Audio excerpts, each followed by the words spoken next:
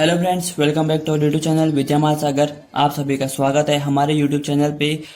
आज हम पढ़ेंगे मोमेंट्स स्टैटिक्स, यानी कि पेपर सेकंड जो है उसका एक टॉपिक है मोमेंट्स। इसके बाद वाली वीडियो जो आएगी उसमें हम मोमेंट्स के कुछ इंपॉर्टेंट क्वेश्चन करेंगे, जो कि इन फॉर्मूला जो हम पढ़ेंगे आज उन फॉर्मूले से रिलेटेड होंगे वो सारे क्वेश्चन। ठीक है, तो अभी आज पढ़ लेते हैं कि मोमेंट्स क्या होता है, उसमें जो जो फॉर्मूले हमको पढ़ने आ गए उन सभी के बारे में पढ़ लेते हैं। ठीक है, सबसे पहले देखो, let r be a non negative integer. Integer आप जानते होंगे, जीरो से प्लस इन्फिनिटी और जीरो से माइनस इन्फिनिटी तक जितने भी सारे नंबर आते हैं बिना डेसिमल वाले, वो सारे हमारे क्या होते हैं, इंटीजर्स होते हैं। तो जितने भी जो लेट है हमने आर माना, जो एक नॉन नेगेटिव इंटीजर है, नॉन नेगेटिव यानी कि पॉजिटिव इंटीजर होगा। Then the rth movement about any point a that is, तो फिर कोई भी जो अर्थ मूवमेंट होगा किसी भी पॉइंट पे, वो होगा हमारा mu r dash a is equal to 1/n summation of f i यानी कि frequency x i minus a to the power r. R यहाँ पर 1 2 3 4 5 6 कुछ भी हो सकता है। ठीक है, अब यहाँ पर आर होगा अर्थ मूवमेंट। अगर फर्स्ट मूवमेंट निकालोगे तो आर की जगह 1 आ जाएगा, सेकंड मूवमेंट निकालोगे तो 2 आ जाएगा, थर्ड मूवमेंट निकालोगे तो 3, ऐसे करके और भी चीजें आगे को आती रहेंगी। ठीक है, फिर है the rth movement about mean x bar etch, यानी कि मीन एक्स बार, मीन को ही हम एक्स बार कहते हैं, तो उसके अकॉर्डिंग उसकी मूवमेंट क्या होगी, म्यू आर एक्स बार। ठीक है, 1/n summation of frequency x i minus x bar. और यहाँ पर एक्स आई क्या होगा, यानी कि जो हमको फ्रीक्वेंसी दिए होंगे, जो नंबर दिए गए होंगे, वो हमारा एक्स आई होता है। ठीक है, और वही पावर आर, और आर की वैल्यू यहाँ पर 1 से लेके प्लस इन्फिनिटी तक हो सकती है। ठीक हो गया।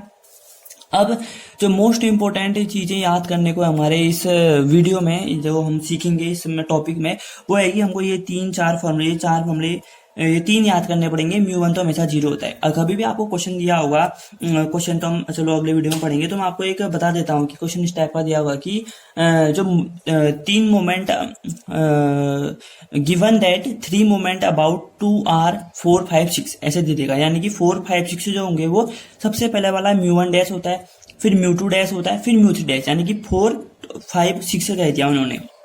ठीक है, जैसे 4 5 6 से कह दिया तो 4 आपका म्यू 1 डैश हो जाएगा, 5 आपका म्यू 2 डैश और 6 आपका म्यू 3 डैश हो जाएगा। ठीक है, ऐसे करके 3 आपको मोमेंट दे देगा और उसके बाद कह देगा कि जो हमारे म्यू 1 म्यू 2 म्यू 3 है ये निकालो। ठीक हो गया। तो हमने क्या किया, देखो म्यू 1 हमारे पास 0 है, ये हर क्वेश्चन में हमेशा 0 रहेगा। ठीक है, हमेशा 0 ही रहेगा, ये फॉर्मूला ही आपका कि म्यू 1 हमेशा 0 रहेगा। फिर म्यू 2, देखो म्यू 2 का फॉर्मूला होता है आपका mu 2 dash minus mu 1 dash का होल स्क्वायर। अब म्यू 1 डैश यहाँ पर हमको दिया है, जैसे 4 है और म्यू 2 है 5, म्यू 2 डैश 5, 5 माइनस 4 का स्क्वायर कितना होगा 16, 5 minus 16 is equal to minus 11 आ जाएगा, ऐसे करके। ठीक है, वहीं पर म्यू 3 का फॉर्मूला देखिए, mu 3 dash minus 3 mu 2 dash mu 1 dash plus 2 mu 1 का होल क्यूब। ठीक है, इस फॉर्मूले से आप म्यू 3 निकाल दोगे, और वैसे ही म्यू 4 को निकालोगे आप mu 4 dash minus 4 mu 3 dash mu 1 dash plus 6 mu 2 dash के बाद म्यू 1 डैश का whole square minus 3 mu 1 dash का होल पावर 4। ठीक है, इन तीनों को आपको फॉर्मूले को याद रख लेना है, क्योंकि एग्जाम में क्वेश्चन आएगा तो आपको इन तीनों की मदद पड़ेगी वहां पर। ठीक है, इन फॉर्मूले के साथ साथ आपको ये 2 फॉर्मूले भी याद करने जो है, पियर्सन्स कोफिशिएंट बीटा कोफिशिएंट और फिशर्स गामा कोफिशिएंट। और जब तक आपको ये म्यू 1 म्यू 2 म्यू 3 म्यू 4 नहीं निकालोगे तब तक आप ये क्वेश्चन निकाल ही नहीं सकते। बीटा 1 और बीटा 2 की वैल्यू, और बीटा 1 बीटा 2 नहीं आएगा आपको तो गामा और गामा 2 की वैल्यू भी आप निकाल ही नहीं सकते। ठीक है, यानी कि सब एक दूसरे से रिलेटेड है ये पूरा जो भी सारे टॉपिक देख रहे हैं। तो बीटा 1 की वैल्यू होती है म्यू 3 का स्क्वायर अपॉन म्यू 2 की पावर क्यूब, म्यू 2 क्यूब। ठीक है, और वहीं पर बीटा 2 की वैल्यू होती है आपकी म्यू 4 अपॉन म्यू 2 का स्क्वायर। ठीक, फिर गामा 1 इक्वल टू होता है अंडर रूट बीटा 1 यानी कि स्क्वायर रूट ऑफ बीटा 1, और गामा 2 होता है बीटा 2 माइनस 3, यानी कि जो बीटा 2 वैल्यू आएगी उसको माइनस 3 कर देंगे तो हमारा क्या आ जाएगा, गामा 2 आ जाएगा। ठीक है, तो ये फॉर्मूले आपको याद करने हैं, ये और ये फॉर्मूले आपको याद कर लेने। ठीक है, तो बढ़ते हैं आगे। इसके बाद पढ़ते हैं, देखो स्क्यूनेस। ठीक है, स्क्यूनेस क्या होता है, by skewness of distribution the lack in symmetry और departure from the symmetry for any symmetrical distribution mean mode median all equal and curve is symmetrical. ठीक है, सीधी सी बात है, हम कर्व से देखते हैं। सिमेट्रिकल डिस्ट्रीब्यूशन है, यानी कि जो ये बीच वाला कर्व है, यानी कि देखो ये यहाँ से इधर को भी इक्वल है और यहाँ से इधर को भी इक्वल है, यानी कि यहाँ पर मीन मोड और मीडियन इक्वल होंगे, यानी कि सिमेट्रिकल डिस्ट्रीब्यूशन हो गया हमारा स्क्यूनेस का। ठीक है, उसी तरीके से उसी तरीके से इसमें इसमें देखो, इसमें ये अगर मीडियम मिडिल है, वो क्या कहते हैं, जैसे हम एक नंबर लाइन बनाते हैं तो उसका एक ये एक्स हो गया तो ये वाई हो गया। अगर मान लो ये वाई है तो ये पॉजिटिवली स्क्यूड ज्यादा है, क्योंकि देखो ये यहाँ से इधर को तो पॉजिटिव वाली टर्म्स होती हैं तो इधर को ज्यादा है, यानी कि ये पॉजिटिवली स्क्यूड हो गया। तो मोड, मीडियन, मीन इस तरीके से इधर को बनेगा। ठीक है, अब यार अगर आप देखो ये हमारी बीच की लाइन है तो इस साइड पॉजिटिव साइड कम और इस साइड को ज्यादा खींचा, यानी कि नेगेटिवली स्क्यूड हो जाएगा। ठीक, तो मोड, मीडियन और मीन अब इस तरह को, पहले इधर को बन रहा था फिर अब इधर को बनेगा। ठीक है, ये चीजें थी। स्क्यूनेस में ये चीज होती है कि कभी जो आपका ग्राफ है वो बिल्कुल बराबर बनता है, सिमेट्रिकल बनता है, कभी पॉजिटिवली स्क्यूड बनता है और कभी नेगेटिवली स्क्यूड बनता है। ठीक है, अब देखो आगे, अब है मेजर ऑफ स्क्यूनेस। अब स्क्यूनेस जब आती है तो उसको मेजर कैसे करेंगे? पहला जो है बेस्ड ऑन मोमेंट्स। अब बेस्ड ऑन मोमेंट्स कैसे निकालते हैं? बेस्ड ऑन मोमेंट्स आपको निकालते हैं इस फॉर्मूले से। ठीक है, इस फॉर्मूले और इस फॉर्मूले की मदद से आप जो बेस्ड ऑन मोमेंट्स की जो स्क्यूनेस है वो निकाल दोगे। ठीक है, फिर अगला देखो Karl Pearson coefficient of skewness. अब कोफिशिएंट ऑफ स्क्यूनेस यानी कि एस के पी क्यों लिखा? क्योंकि ये कार्ल पियर्सन है तो पी लिख दिया। Mean minus mode upon standard deviation, standard deviation जिसके हम सिग्मा से दिखाते हैं, आपको पता ही है। ठीक है, और फिर मोड होता है 3 मीडियन माइनस 2 मीन। ठीक हो गया। अब फिर मीन, मोड की जगह 3 मीडियन माइनस 2 मीन वैल्यू रखेंगे तो आपका यहाँ पर क्या आ जाएगा? 3 मीन माइनस 2 मीडियन, यानी कि इसको हम 3 कॉमन ले लिया तो हमारा ये बना। कोफिशिएंट ऑफ स्क्यूनेस कितना बन गया आपका?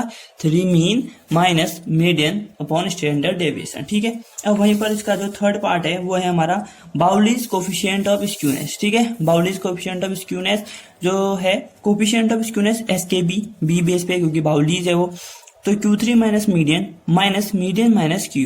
ठीक है, तो यहाँ upon Q3 minus median plus median minus Q1। इस मीडियन से ये मीडियन कट जाएगा और ऊपर बचा आपका Q1 plus Q3 minus 2 median upon Q3 minus Q1। ठीक, अगर हम मान लेते हैं एस के बी, यानी कि जो ये था कोफिशिएंट ऑफ स्क्यूनेस बी या बाउली का, मान लें कि ये अगर 0 जाता है तो ये भी 0 हो जाएगा, इनिशियल टर्म इसके यहाँ जाएगी तो ये भी 0 हो जाएगी। तो Q1 plus Q3 minus 2 median equal to 0, ये आ जाएगा हमारा। देखो आ गया। ठीक है, अब चौथा पॉइंट क्या है? चौथा पॉइंट है कैलीज कोफिशिएंट ऑफ स्क्यूनेस, यानी कि जो कैलीज का कोफिशिएंट है स्क्यूनेस का वो क्या है? एस के, यानी कि ये हो गया कैलीज का हो गया। ठीक हो गया। और P10 plus P90 minus 2 median upon P90 minus P10 is equal to D1 plus D9 minus 2 median upon D9 minus D1। अब आपको एक कंफ्यूजन यहाँ पर ये हो रहा होगा कि Q क्या है? मीडियन तो चलो आप जानते ही हो क्या होता है मीडियन। तो यहाँ पर Q क्या है? Q होता है आपका क्वार्टाइल, डेकाइल और परसेंटाइल पढ़ा था। क्वार्टाइल की वैल्यू क्या होती है? 0 से 4 तक होती है, आपको पता ही है। फिर जो डेकाइल की वैल्यू होती है, क्वार्टाइल की 0-1 होती है वैल्यू, फिर डेकाइल की 9 तक होती है। ठीक है, फिर और जो हमारा परसेंटाइल है, परसेंटाइल की वैल्यू 10 से 99 तक होती है, आपको पता ही होगा। ठीक है, क्योंकि हमने पिछली वीडियो में डिस्कस कर लिया गया है हमारे द्वारा। ठीक हो गया। अब देखो अगला कुटोसिस। ये क्या कहते हैं, इनकी छोरी भी आ सकती है, तभी मैं आपको बता रहा हूँ। कुटोसिस के 3 जो अहम पहलू हैं वो आपको याद रखने हैं। ठीक है, एक है लेप्टोकुटी क्या होता है, प्लेटिकुटी क्या होता है और मीजोकुटी क्या होता है, हम अभी इन तीनों को पढ़ेंगे। सबसे पहले इसकी डेफिनेशन पढ़ लेते हैं। It is related to flatness at the top of frequency curve, यानी कि जो फ्रीक्वेंसी कर्व है उसमें कितनी फ्लैटनेस है वो हमें कुटोसिस बताता है। ठीक है, अलग अलग 3 तरीके से। The degree of flatness and peakedness is measured related to peakedness of normal curve. जो फ्लैटनेस है यानी कि कितना डिग्री वो चपटा है और उसकी जो पीक कितनी है, ये सब उसकी नॉर्मल कर्व की जो पीक है उसके अकॉर्डिंग उसको नापा जाता है। अगर मान लो कि ये नॉर्मल कर्व है, इसके कितना ऊपर है, इससे कितना फ्लैट है, इससे ऊपर कितनी उसकी पीक है, तो इससे अकॉर्डिंग उसको हम नापते हैं। ठीक है, अब पहला है हमारा, if the curve has much flatness than normal curve known as leptokurtic. ठीक है, लेप्टोकुटिक। ठीक है, पहले थर्ड वाला पॉइंट देखते हैं। देखो, if the curve equally flat as normal, अगर कोई हमारा जो कर्व है वो फ्लैट है नॉर्मल, यानी कि मीजोकुटी, ये देखो ये हमारा नॉर्मल कर्व होगा, ये बीच वाला। अगर जो हमारा नॉर्मल कर्व है, अगर कोई भी कर्व नॉर्मल कर्व के बराबर फ्लैट है तो हम इसे कहेंगे मीजोकुटिक। तो हम मान लिया कि ये नॉर्मल कर्व था, ये जो ऐसे जा रहा है ये नॉर्मल कर्व था, और जो मीजोकुटिक कर्व था वो भी उसी के बराबर था, तो हमने उसको कहते हैं वो मीजोकुटिक है। ठीक है, अगर नॉर्मल कर्व से ज्यादा ऊंचा है, उसकी पीक ज्यादा है, उसकी फ्लैटनेस ज्यादा है, तो वो हो जाएगा हमारा लेप्टोकुटिक। और नॉर्मल कर्व से उसकी पीकनेस और फ्लैटनेस दोनों कम है, तो हमारा क्या हो जाएगा, उससे हम कहेंगे प्लेटिकुटिक। ठीक है, प्लेटिकुटिक कह देंगे। अगर नॉर्मल कर्व के बराबर फ्लैटनेस होगी तो हम कहेंगे मीजोकुटिक, नॉर्मल कर्व से ज्यादा फ्लैटनेस होगी तब हम कहेंगे लेप्टोकुटिक, और नॉर्मल कर्व से कम फ्लैटनेस होगी तो हम कहेंगे प्लेटिकुटिक। ठीक है, उसके बाद मेजरमेंट है कुर्टोसिस के। सिंस हमको पता है कि बीटा टू क्या होता है, mu four upon mu two का स्क्वायर। अब म्यू फोर और म्यू टू का स्क्वायर फॉर्मूला तो आपको पता ही है। म्यू टू का फॉर्मूला होता है आपका mu two dash minus mu one dash का होल स्क्वायर, और वहीं पर म्यू फोर का फॉर्मूला होता है आपका क्या होता है, mu four dash minus four mu three dash mu one dash plus six mu two dash mu one dash का whole square minus three mu one dash का होल पावर फोर। ये होता है आपका म्यू फोर और mu two का formula. और वहीं पर बीटा टू अगर आपके पास है तो गामा टू आप निकाल लेंगे बीटा टू में से थ्री माइनस करके, ठीक है। अब देखो अगर गामा टू जीरो हो गया, गामा टू जीरो हो गया तो देखो गामा टू अगर जीरो हो गया, गामा टू जीरो हो गया तो जो बीटा टू हो जाएगा, ये जीरो है तो zero minus three equal to three, तो बीटा टू थ्री हो जाएगा। वही चीज उन्होंने यहाँ पर लिखा है, यानी कि कर्व क्या है हमारा नॉर्मल। अगर गामा टू जीरो से बड़ा हो गया, अगर गामा टू जीरो से बड़ा हो गया, मान लो गामा टू है आपका वन, जीरो से बड़ा वन, तो ये थ्री इधर आएगा तो ये हो जाएगा फोर, यानी कि बीटा टू भी क्या हो जाएगा, तीन से बड़ा हो जाएगा, तीन से बड़ा ये चार। अगर गामा टू क्या है जीरो से बड़ा, यानी कि 0.1 भी रख दो तो बीटा टू क्या हो जाएगा 3.1, यानी कि तीन से तो बड़ा ही है वो, ठीक है। तो कर्व क्या हो जाएगा तब लेप्टोकुटिक। अगर गामा टू जीरो से छोटा है, गामा टू जीरो से छोटा है, इसको मान लो माइनस वन, अगर ये बीटा टू थ्री इधर आएगा तो बीटा टू कितना हो जाएगा, minus one plus three two, यानी कि बीटा टू तब हमेशा तीन से छोटा होगा। जब गामा टू जीरो के बराबर होगा तो बीटा टू भी तीन के बराबर होगा। जब गामा टू जीरो से बड़ा होगा तो बीटा टू थ्री से बड़ा होगा। जब गामा टू थ्री से जीरो से छोटा होगा तब बीटा टू भी थ्री से छोटा होगा। तब हम उसे कहेंगे प्लेटोक्रिटिक, प्लेटिक्रिटिक और फिर लेप्टोक्रिटिक और नॉर्मल। ये सारी चीजें थी, हमने जो मूवमेंट्स, स्क्यूनेस और क्या पढ़ा हमने, मोमेंट्स, स्क्यूनेस और साथ में कुर्टोसिस पढ़ा। तो हमने ये सभी चीजें हमने आज जानी है इस वीडियो में, और अगली वीडियो में हम इन सब से रिलेटेड जो भी क्वेश्चन है, इंपॉर्टेंट क्वेश्चन, वो मैं आपके लिए लेके आऊंगा, 4-5 क्वेश्चन लेके आऊंगा, तो हम उनको सॉल्व भी करेंगे, ठीक हो गया।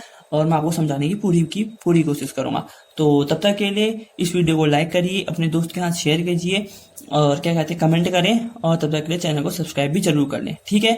तब तक के लिए थैंक्स फॉर वॉचिंग। 2 गज की दूरी, मास्क है जरूरी, अपना ध्यान रखिए, अपने घर वालों का ध्यान रखिए, आसपास साफ सफाई बनाए रखें। मिलते हैं नेक्स्ट वीडियो में, तब तक के लिए thanks for watching, take care, जय हिंद, जय भारत।